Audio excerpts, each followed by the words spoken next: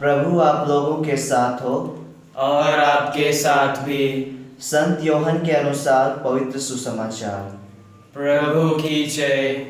थोड़े ही समय बाद तुम लोग मुझे नहीं देखोगे और फिर थोड़े ही समय बाद मुझे देखोगे।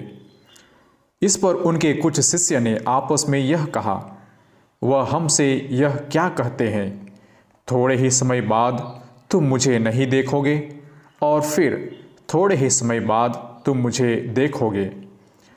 और क्योंकि मैं पिता के पास जा रहा हूँ, इसलिए वे कहते थे। वह जो थोड़ा समय कहते हैं, इसका अर्थ क्या है? हम उनकी बात नहीं समझ पा रहे हैं।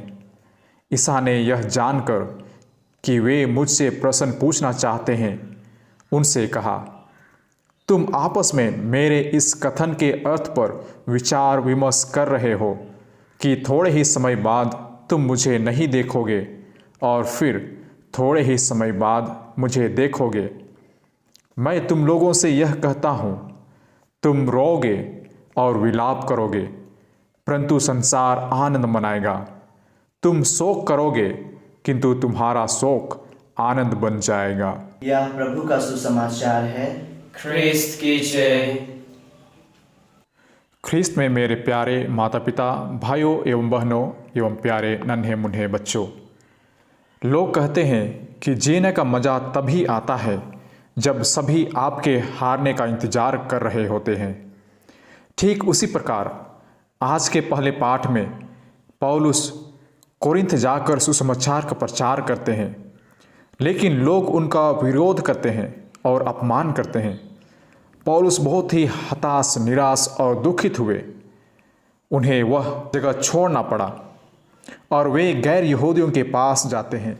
तितियुस और क्रिस्पुस नामक व्यक्ति से मिले और बहुत से क्रोंथी समुदाय से भी मिलते हैं, जो पौलुस के बातों को ध्यान से सुनते एवं ईश्वर पर विश्वास करते हैं और बपतिस्मा ग्रहण करते हैं, जो पौलुस को पूरा गर्व से भर देता है।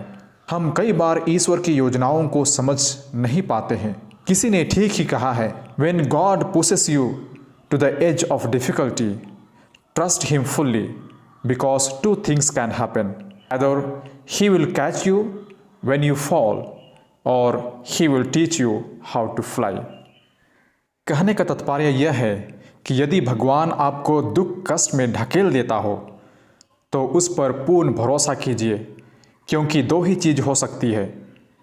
गिरने से वो आपको हाथ पकड़ लेंगे, वरना वो आपको उड़ना सिखाएंगे।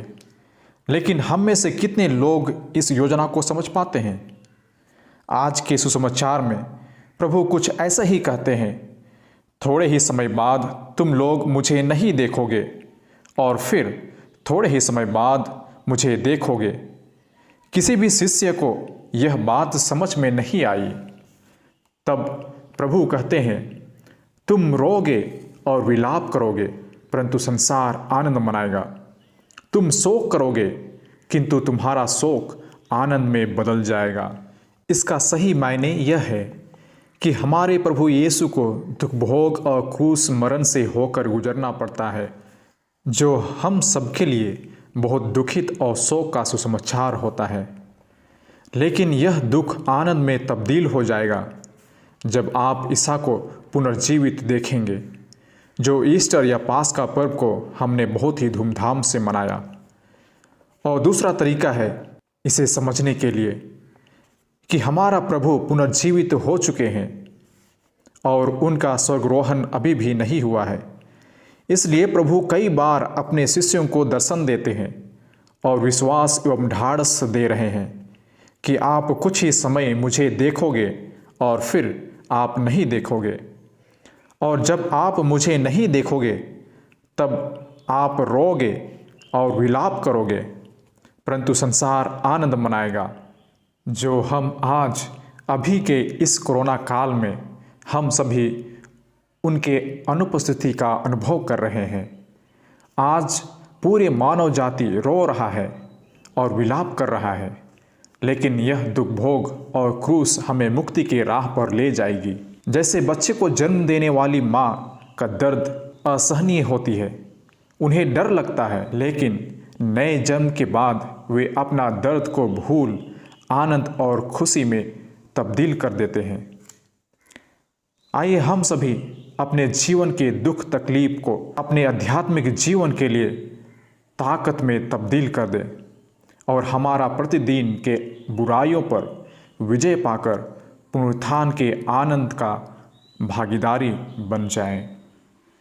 पिता और पुत्र और पवित्र आत्मा के नाम पर आमीन।